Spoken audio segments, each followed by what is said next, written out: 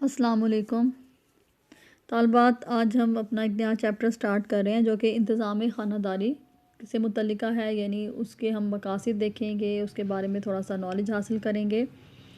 تو اس میں جو آپ کو ڈیفینیشن آتی ہے وہ انتظام خانہ داری یا گھریلو انتظام سے کیا مراد ہے، بک میں نہیں ہے اس لیے میں نے اس میں آپ کو لکھ دی تاکہ آپ اسے نوٹ کر لیں۔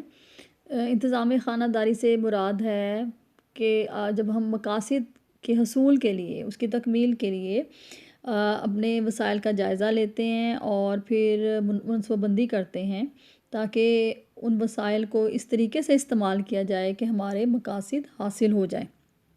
اس کو گھریلو انتظام کہتے ہیں۔ یعنی مقاصد دیکھیں نا، ہر لیول پہ ہو سکتے ہیں، جیسے آفیسز وغیرہ میں ہم کام کرتے ہیں، وہاں پہ بھی کچھ ٹارگٹس فکس کیے جاتے ہیں، ان کو اچیو کیا جاتا ہے۔ اداروں میں ایسا ہوتا ہے۔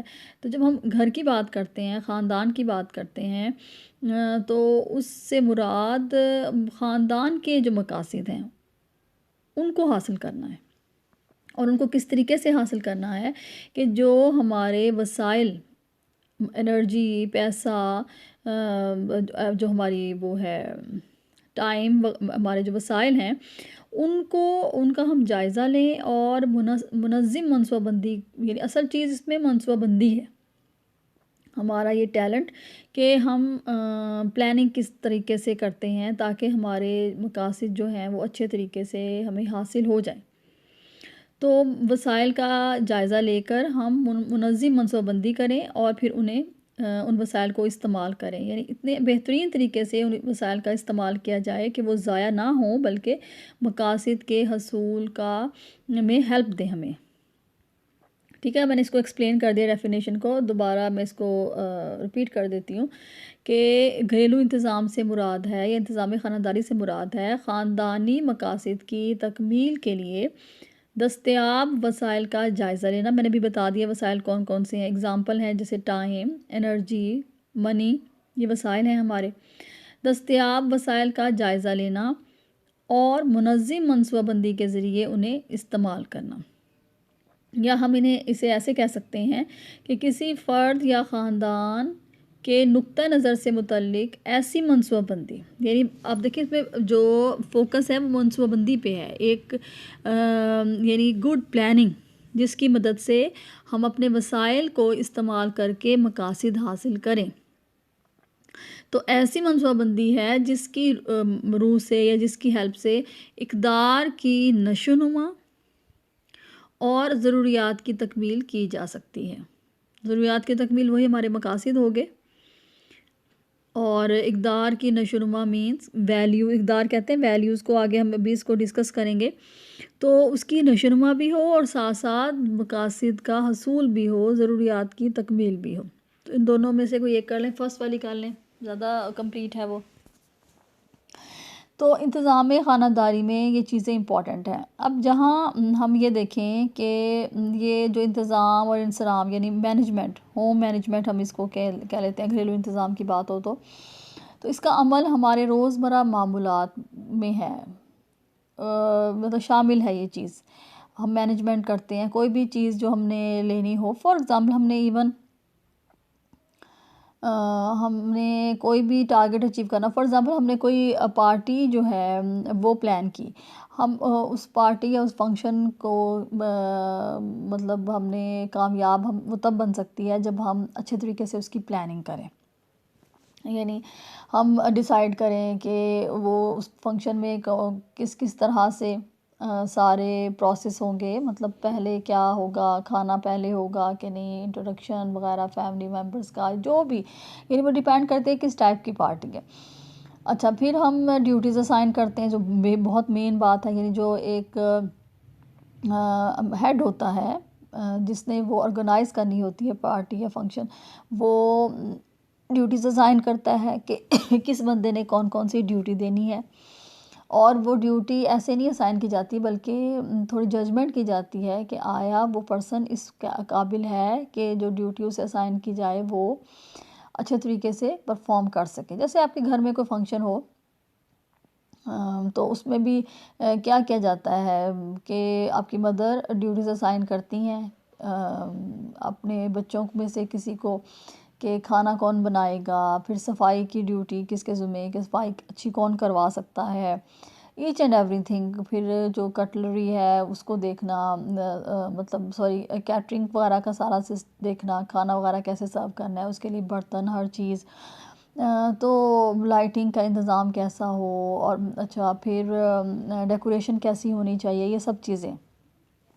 تو ان متعلقہ افراد کو یہ ڈیفرنٹ ڈیوٹیز اسائن کی جاتی ہیں جو سمجھا جاتا ہے کہ وہ کیپیبل ہے یہ ڈیوٹی پرفارم کرنے کا، یعنی وہ اچھے طریقے سے یہ ڈیوٹی دے سکتا ہے.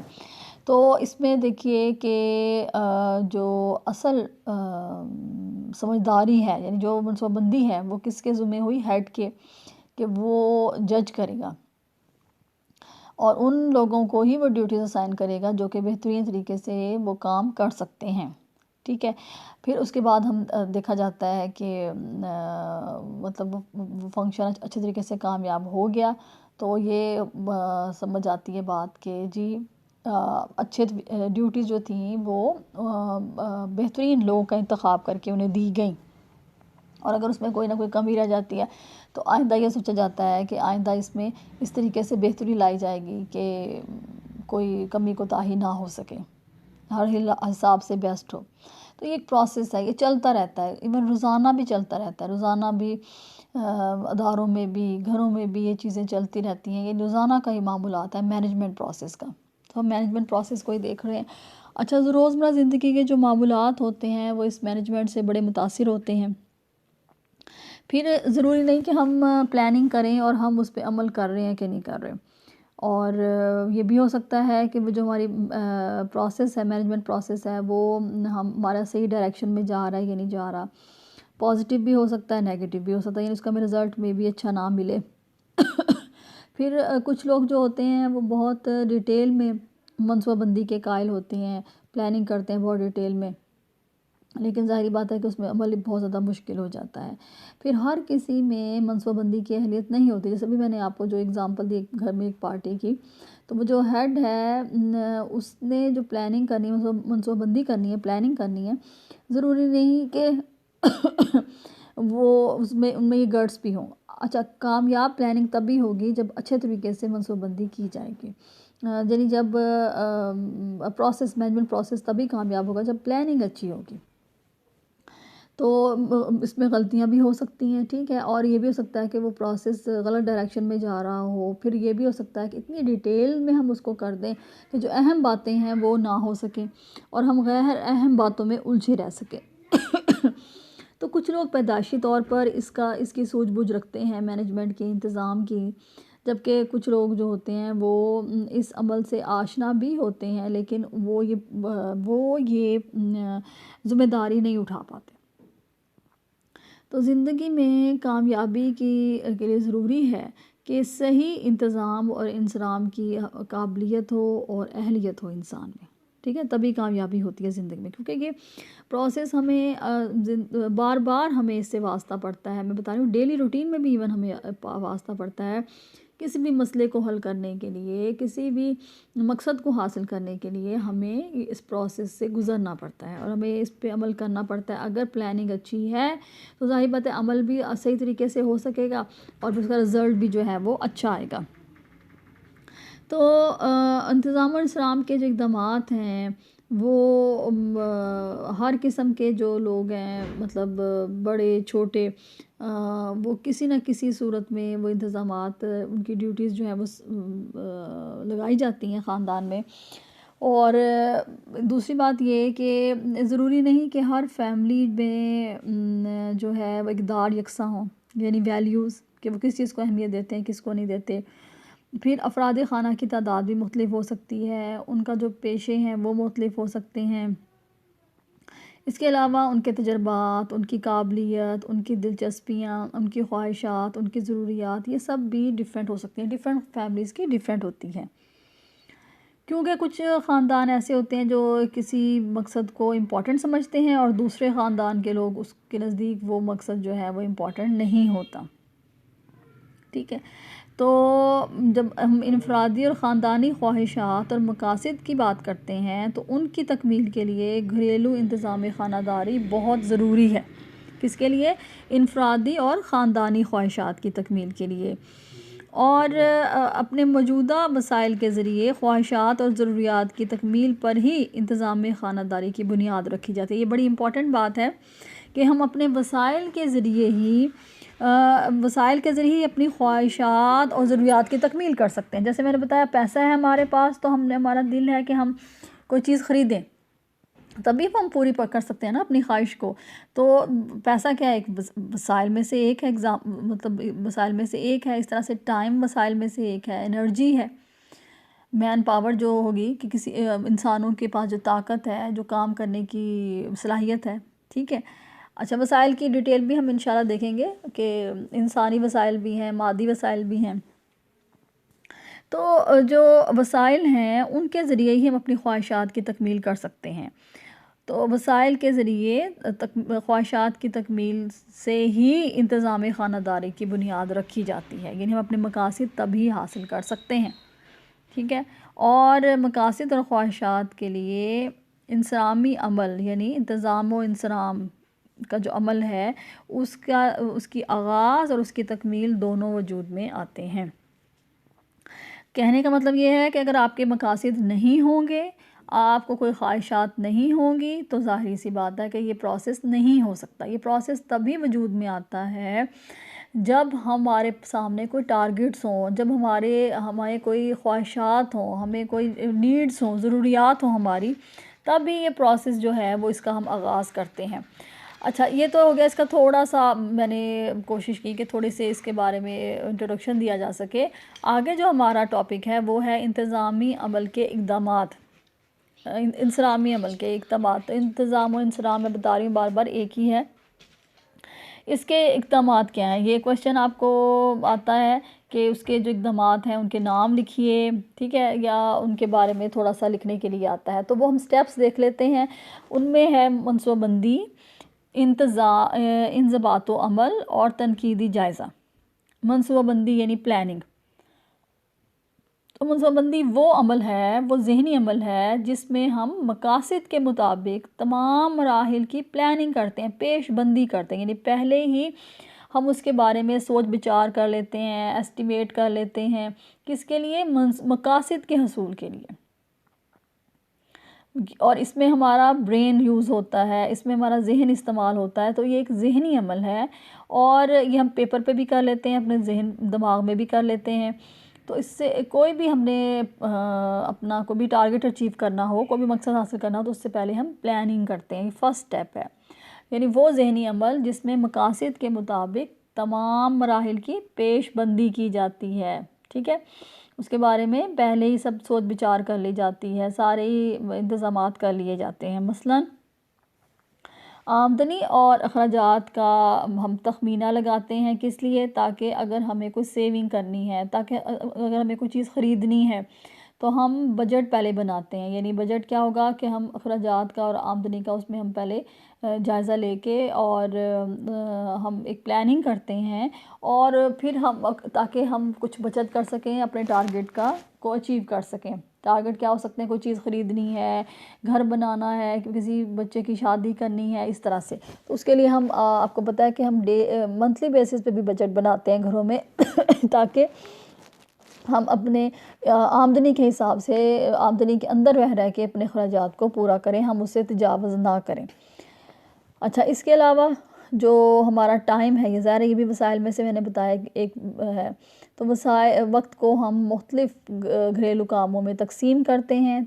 اس میں ہمارا مقصد کیا ہوتا ہے کہ ہم اپنے جو گھر کے کام ہیں وہ مکمل ہو جائے. جیسے کھانا بنانا ہے، صفائی ہے، اس سے ریلیٹڈ جو بھی ہے، گارڈن کا کام ہے اور گھر کی ڈیکوریشن ہے. یعنی جو گھر کے کاموں کو مکمل کرنے کے لیے ہم کیا کرتے ہیں؟ اپنے وقت کو تقسیم کرتے ہیں. جیسے اسٹوڈنٹس کرتے ہیں، ان کا اگر مقصد یہ ہوگا کہ اچھے نمبر لینے ہیں، کوئی پوزیشن لینی ہے، تو وہ اپنے ٹائم کو شروع سے ہی مینیج کر کے چلتے ہیں اور اس کو میں ایسا رکھتے ہی نہیں ہے کہ وہ زیادہ ویسٹ ہو ان کا ٹائم.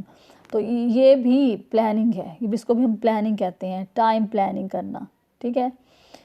اچھا، اور جو ہم منصوبہ بندی کرتے ہیں وہ اس میں پیچیدگیاں نہیں ہونی چاہیے، کوئی شک و شبہ نہیں ہونا چاہیے، ابہام نہیں ہونے چاہیے، کمپلیکیشنز نہیں ہونے چاہیے، وہ بالکل کلیئر ہونا چاہیے کہ دیکھیں ہمیں اگر پتہ ہے کہ ہمیں اتنی ہمت ہے کہ ہم یہ کام کر سکتے ہیں، ہر بندے کو اپنے بارے میں تھوڑا بہت اندازہ ضرور ہوتا ہے، سم ٹائمز یہ ہے کہ ہم اپنے آپ کو انڈر ایسٹیمیٹ کر لیتے ہیں، لیکن ہمیں کچھ اپنی صلاحیتوں کا پتہ چل جاتا ہے۔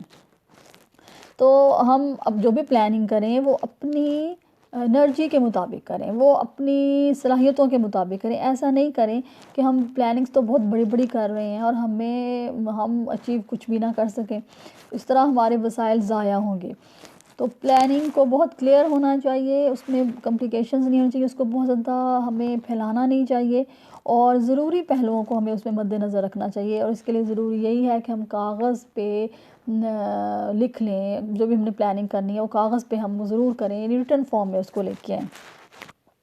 سیکنڈ ہمارا جو سٹیپ ہے وہ انضباط و عمل ہے، یعنی کنٹرول اینڈ ایکشن۔ ظاہری بات ہے کہ جو ہم نے پلاننگ کی اصل چیز ہے اس پہ پھر عمل کرنا بھی یا کروانا بھی، جیسے میں نے آپ سے ابھی ذکر کیا، ایک پارٹی ہے، پارٹی کی پہلے ساری پلاننگ کر لی، کوئی چیز کیسے ہوگی، کس طرح سے ہوگی، ٹائمنگز کیا ہوں گے، مہمان کب آئیں گے، کھانا کیسے کہاں پیش کیا جائے گا، یہ ساری چیزوں کی پلاننگ پہلے ہو گئی۔ اس کے بعد اور پھر ڈیوٹیز بھی اسائن کر دی گئی، اس کے بعد ہم نے اس پہ عمل کرنا ہے۔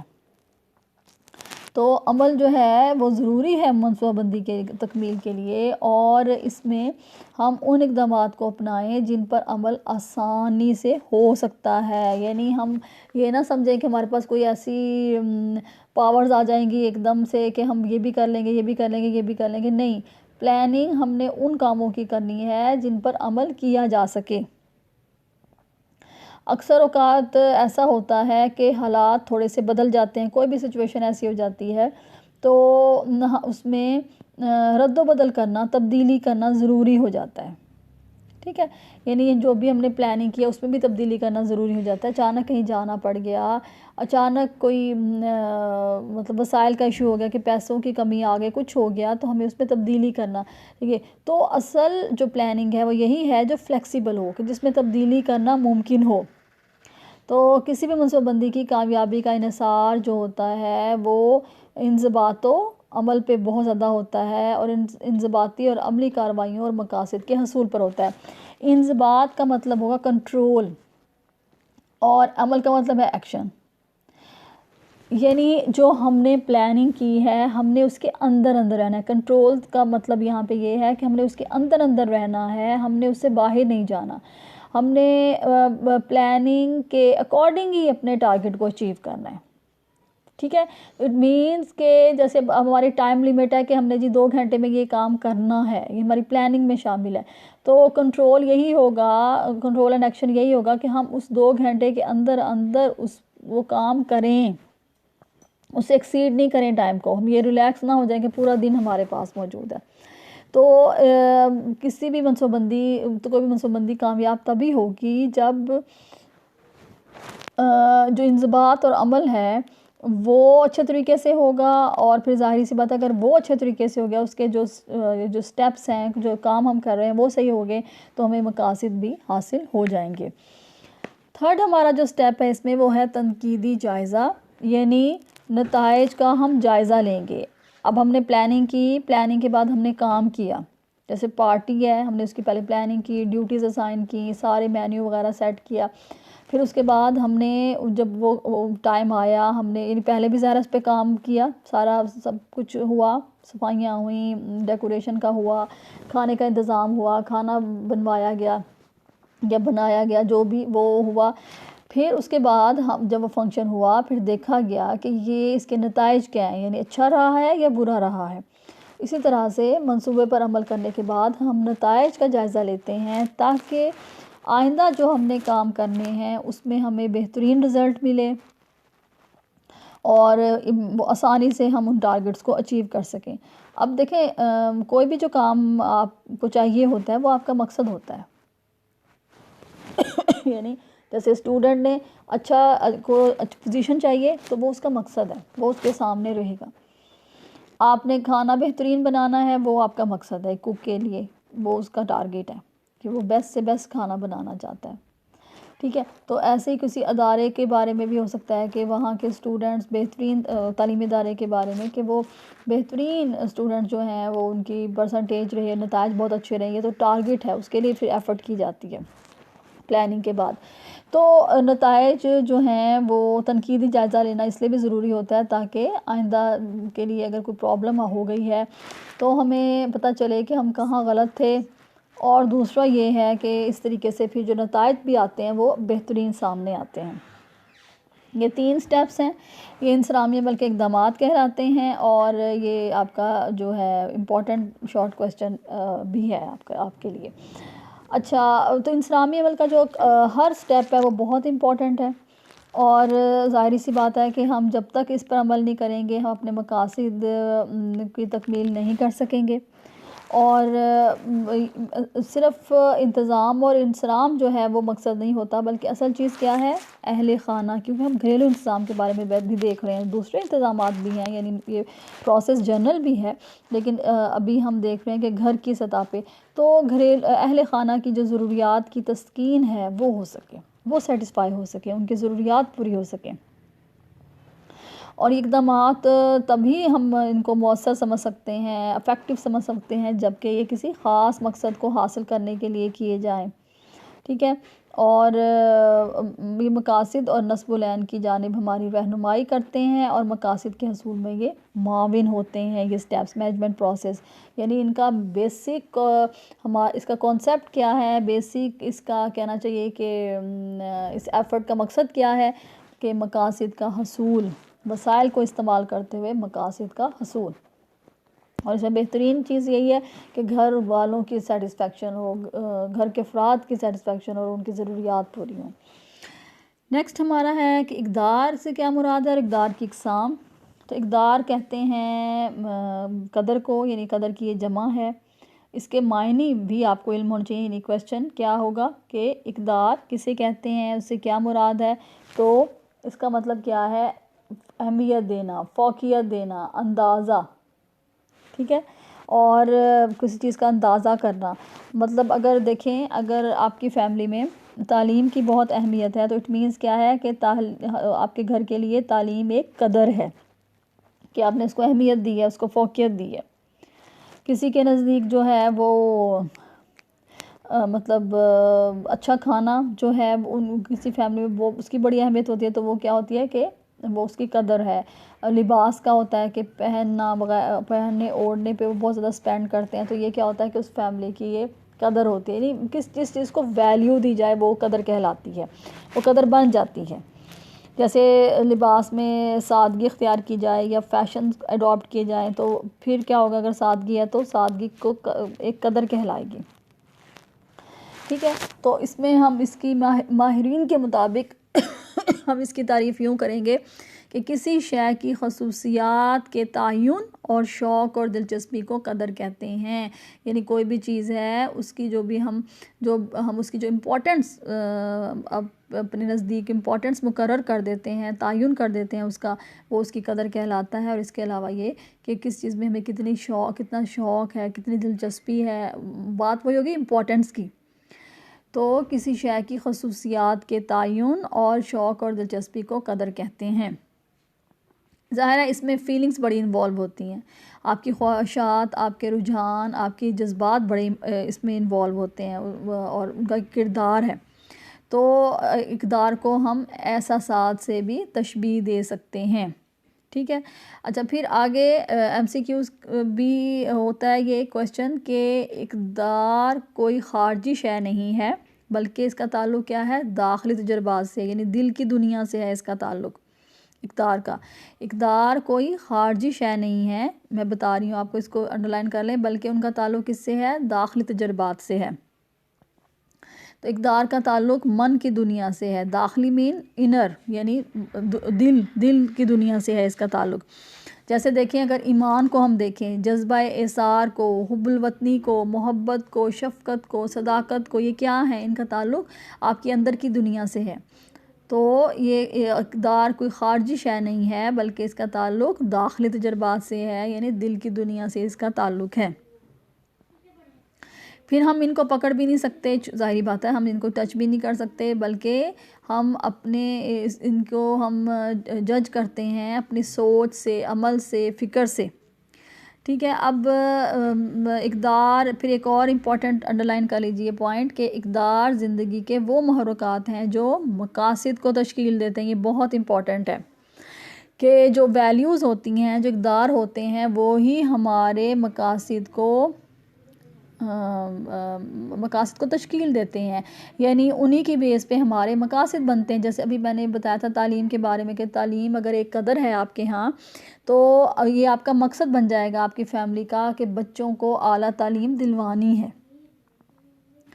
اچھا، اسی طرح سے اگر آپ کے ہاں دین جو ہے ایک قدر ہے، مذہب ایک قدر ہے، تو اس پہ عمل کرنا آپ کا زندگی کا مقصد بن جائے گا۔ پردہ ہے تو وہ ایک مقصد بن جائے گا کہ اس کو اچیو کیا جائے۔ سادگی ہے تو سادگی کو فالو کیا جائے گا، تاکہ یہ مطلب آپ اس کو ایک مقصد بنا لیں گے زندگی کا۔ یعنی کچھ ٹارگٹس ہوتے ہیں نا، کچھ مقاصد جن کو ہم اپنی لائف میں امپورٹنس دیتے ہیں، تو اقدار ہی جو ہیں وہ مقاصد کو تشکیل دیتے ہیں۔ مقاصد اقدار کو تشکیل نہیں دیتے، میں پھر ریپیٹ کر رہی ہوں، بلکہ اقدار مقاصد کو تشکیل دیتے ہیں، یعنی یہ آپ کو ڈائریکشن پرووائڈ کرتے ہیں جس سمت آپ نے زندگی گزارنی ہوتی ہے۔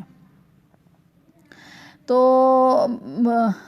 یہ ہماری زندگی کے لیے بڑے امپورٹنٹ ہیں، اور ہماری زندگی کا جو عمل ہے جاری ساری رہ رہا ہے ہماری زندگی میں، جو ہماری ایفرٹس ہیں وہ پھر انہی پہ ہی بیس کرتی ہیں، کہ جو چیز ہمارے نزدیک اہم ہو جاتی ہے، ہم اس کے مطابق پھر اپنی زندگیوں کو گزارتے ہیں۔